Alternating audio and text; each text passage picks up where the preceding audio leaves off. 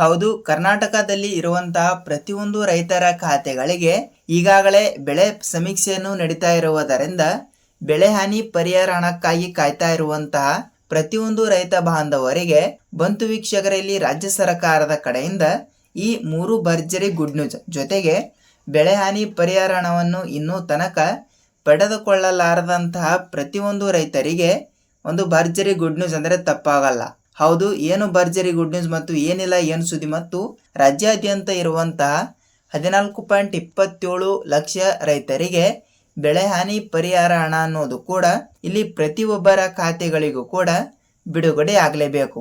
ಹೌದು ವೀಕ್ಷಕರೇ, ಕೇವಲ ಎಷ್ಟು ರೂಪಾಯಿ ಹಣ ಅನ್ನೋದು ಕೂಡ ಇಲ್ಲಿ ಬಿಡುಗಡೆ ಆಗುತ್ತದೆ ಮತ್ತು ಈಗಾಗಲೇ ಬೆಳೆ ಸಮೀಕ್ಷೆಯನ್ನು ನಡೀತಾ ಇರುವುದರಿಂದ ಇನ್ನೂ ತನಕ GPS ಮಾಡಲಾರದಂತಹ ಪ್ರತಿಯೊಂದು ರೈತರಿಗೂ ಕೂಡ ಈ ಒಂದು ಮಾಹಿತಿ ಅನ್ವಯವಾಗುತ್ತದೆ.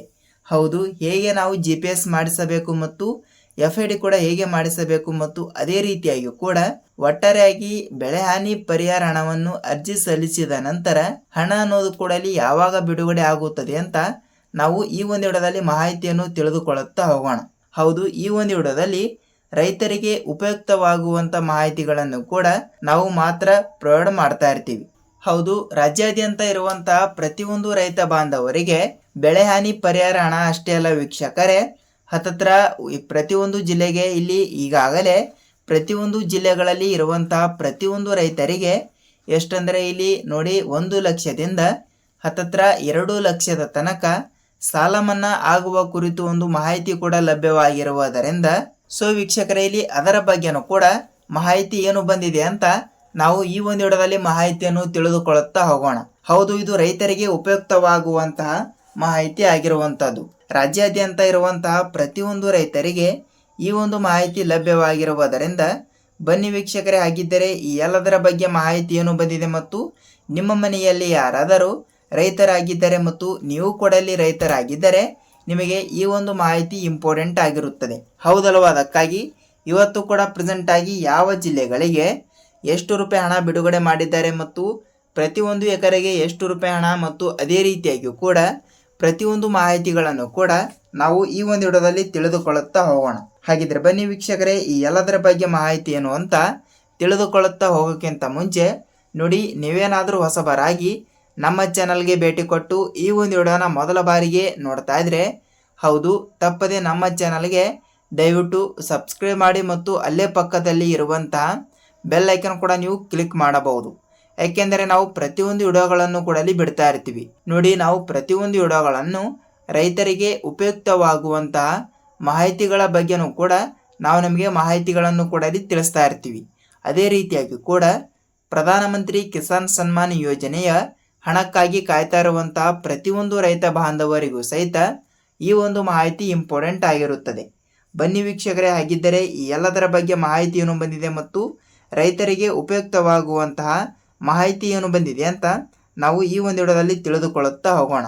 ಹಾಗಿದ್ರೆ ಬನ್ನಿ ತಡಕ್ಕೆ ವಿಡಿಯೋನ ನಾವು ಸ್ಟಾರ್ಟ್ ಮಾಡೋಣ. ನೋಡಿ, ಪ್ರತಿಯೊಂದು ರೈತರಿಗೆ ಉಪಯುಕ್ತವಾಗುವ ಮಾಹಿತಿ ಜೊತೆಗೆ ನೋಡಿ ವೀಕ್ಷಕರೇ, ಬೆಳೆ ಹಾನಿ ಪರಿಹಾರ ಹಣ, ಹೌದು, ಈ ಒಂದು ಹಣವನ್ನು ಪ್ರತಿಯೊಂದು ರೈತರಿಗೂ ಸಹಿತ ಅನ್ವಯವಾಗುತ್ತದೆ. ಇಲ್ಲಿ ಆ ರೈತರು ಈ ರೈತರು ಅಂತ ಯಾವುದೇ ರೀತಿಯಾಗಿ ಕೂಡ ರೈತರಿಗೆ ವಿಂಗಡಣೆ ಆಗಿರಲ್ಲ. ಅಂದರೆ ಭೇದ ಭಾವ ಅಂತ ಇಲ್ಲಿ ಇರೋದೇ ಇಲ್ಲ. ಅಂದರೆ ರಾಜ್ಯಾದ್ಯಂತ ಇರುವಂತಹ ಪ್ರತಿಯೊಂದು ರೈತರಿಗೆ ಬೆಳೆ ಹಾನಿ ಪರಿಹಾರ ಹಣ ಅನ್ನೋದು ಕೂಡ ಬಹಳಷ್ಟು ಇಂಪಾರ್ಟೆಂಟ್ ಆಗಿರುತ್ತದೆ.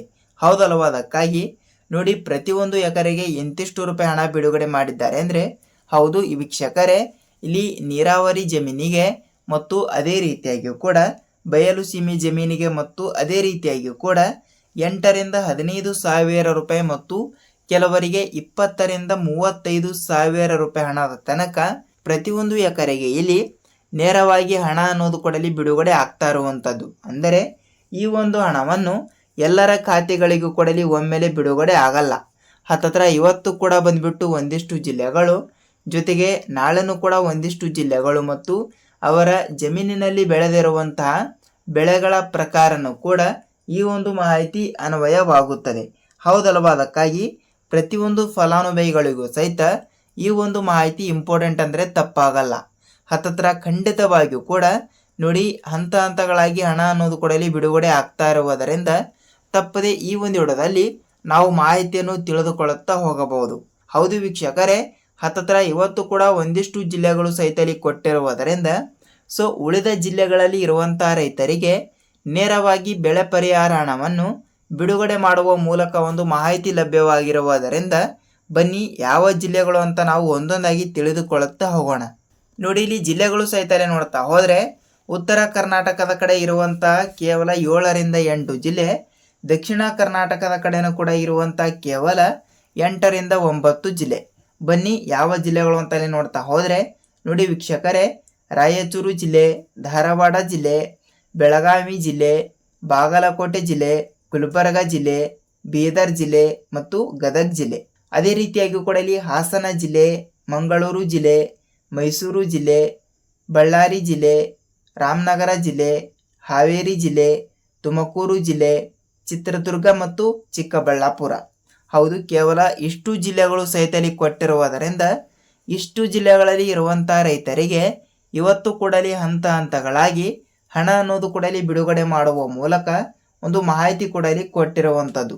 ಸೊ ನೇರವಾಗಿ ಪ್ರತಿಯೊಬ್ಬರ ಖಾತೆಗಳಿಗೂ ಕೂಡ ಹಣ ಅನ್ನೋದು ಕೂಡ ಪ್ರತಿಯೊಬ್ಬರಿಗೂ ಸಹಿತ ಬಿಡುಗಡೆ ಆಗ್ತಾ ಇರುತ್ತದೆ. ಹೌದು ವೀಕ್ಷಕರೇ, ಇದು ಖಂಡಿತವಾಗಿಯೂ ಕೂಡ ಹೇಳ್ತಾ ಇದ್ದೀನಿ, ಪ್ರತಿಯೊಂದು ರೈತರಿಗೂ ಸಹಿತ ಇದು ಉಪಯುಕ್ತವಾಗುವಂತಹ ಈ ದಿನದ ಒಂದು ಮಾಹಿತಿ ಆಗಿರುತ್ತದೆ. ಯಾಕೆಂದರೆ ನೋಡಿ, ಎಲ್ಲರ ಖಾತೆಗಳಿಗೂ ಕೂಡ ಒಮ್ಮೆಲೆ ಹಣ ಕೂಡ ಬಿಡುಗಡೆ ಆಗಲ್ಲ. ಇವತ್ತು ಕೂಡ ಒಂದಿಷ್ಟು ಜಿಲ್ಲೆ ಮತ್ತು ಅದೇ ರೀತಿಯಾಗಿಯೂ ಕೂಡ ನಾಳೆನೂ ಕೂಡ ಒಂದಿಷ್ಟು ಜಿಲ್ಲೆಗಳು ಅಂತ ಸೊ ಜಿಲ್ಲೆಗಳು ಸಹಿತ ವಿಂಗಡಣೆಗಳಾಗಿರುತ್ತವೆ. ಯಾಕೆಂದರೆ ನೋಡಿ, ರಾಜ್ಯಾದ್ಯಂತ ಇರುವಂತಹ 30ರಿಂದ 32 ಜಿಲ್ಲೆಗಳು ಸಹಿತ ಇದ್ದಿರುವಂಥದ್ದು. ಅದರಲ್ಲಿ ಕೂಡ 14.25 ಲಕ್ಷ ರೈತರಿಗೆ ಬೆಳೆ ಹಾನಿ ಪರಿಹಾರ ಹಣ ಅನ್ನೋದು ಕೂಡ ಬಿಡುಗಡೆ ಆಗಲೇಬೇಕು. ಹೌದು, ಅದೇ ರೀತಿಯಾಗಿಯೂ ಕೂಡ ಇಷ್ಟು ಹಣವನ್ನು ಕೂಡ ಪ್ರತಿಯೊಬ್ಬರ ಖಾತೆಗಳಿಗೂ ಕೂಡ ಬಿಡುಗಡೆ ಆಗಬೇಕಾದ್ರೆ ಸ್ವಲ್ಪ ಡಿಲೇ ಕೂಡ ಆಗುವ ಸಾಧ್ಯತೆ ಹೆಚ್ಚಿರುತ್ತದೆ. ಅದಕ್ಕಾಗಿ ಹೇಳ್ತಾ ಇದ್ದೀನಿ, ಖಂಡಿತವಾಗಿಯೂ ಕೂಡ ನಿಮ್ಮ ಜಿಲ್ಲೆನೂ ಕೂಡ ಯಾವುದು ಅಂತ ನೀವು ನಮಗೆ ತಪ್ಪದೇ ತಿಳಿಸಬೇಕು. ಪ್ರತಿಯೊಂದು ಜಿಲ್ಲೆಗಳು ಅಂತ ಇಲ್ಲಿ ಅನ್ವಯವಾಗಿವೆ, ಅದು ಓಕೆ. ಆದರೆ ಎಲ್ಲ ಜಿಲ್ಲೆಗಳು ಸಹಿತ ಕನ್ಸಿಡರ್ ಆಗಿರಲ್ಲ. ಅದಕ್ಕಾಗಿ ನಿಮ್ಮ ಜಿಲ್ಲೆನೂ ಕೂಡ ಯಾವುದು ಅಂತ ನೀವು ನಮಗೆ ತಪ್ಪದೇ ತಿಳಿಸಿದರೆ ಖಂಡಿತವಾಗಿಯೂ ಕೂಡ ಮುಂಬರುವ ದಿನಗಳಲ್ಲಿ ಬೇರೆ ರೈತರು ಕೂಡ ಸಹಿತ ವಿಡಿಯೋನ ನೋಡ್ತಾ ಇದ್ದಾಗ ಸೊ ಅವರ ಖಾತೆಗಳಿಗೂ ಕೂಡ ಯಾವಾಗ ಹಣ ಬಿಡುಗಡೆ ಆಗುತ್ತದೆ ಅಂತ ಅದರ ಬಗ್ಗೆನೂ ಕೂಡ ನಾವು ಇಲ್ಲಿ ಮಾಹಿತಿಗಳನ್ನು ಕೂಡ ತಿಳಿದಂಗೆ ಆಗುತ್ತದೆ. ಹೌದಲ್ವ? ಅದಕ್ಕಾಗಿ ತಪ್ಪದೆ ನಿಮ್ಮ ಜಿಲ್ಲೆನೂ ಕೂಡ ಯಾವುದು ಅಂತ ನೀವು ನಮಗೆ ತಪ್ಪದೆ ತಿಳಿಸಿ. ಜೊತೆಗೆ ಇಲ್ಲಿ ಹತ್ತತ್ರ 1ರಿಂದ 2 ಲಕ್ಷದ ತನಕ ಸಾಲ ಮನ್ನಾ ಆಗುವ ಕುರಿತು ಒಂದು ಮಾಹಿತಿ ಕೂಡ ಲಭ್ಯವಾಗಿರುವುದರಿಂದ ಹೌದು, ಇಲ್ಲಿ ಗವರ್ನಮೆಂಟ್ ಬ್ಯಾಂಕ್ ಆಗಲಿ ಮತ್ತು ಪ್ರೈವೇಟ್ ಬ್ಯಾಂಕುಗಳಾಗಲಿ ಮತ್ತು ಸಂಸ್ಥಾ ಬ್ಯಾಂಕು ಅಂದರೆ ಇಲ್ಲಿ ಸಂಘಗಳ ಬ್ಯಾಂಕುಗಳು ಕೂಡ ಇಲ್ಲಿ ಇರ್ತಾವಲ್ಲ, ಆ ಒಂದು ಬ್ಯಾಂಕಿನಲ್ಲಿ ಇರುವಂತಹ ಪ್ರತಿಯೊಂದು ಫಲಾನುಭವಿಗಳ ಅಕೌಂಟಿಗೆ ಈಗಾಗಲೇ ಸಾಲ ಮನ್ನಾ ಆಗುವ ಕುರಿತು ಒಂದು ಮಾಹಿತಿ ಕೂಡ ಲಭ್ಯವಾಗಿರುವುದರಿಂದ ಇದು ಎಲ್ಲ ಫಲಾನುಭವಿಗಳಿಗೆ ಸಹಿತ ಅನ್ವಯವಾಗುತ್ತದೆ.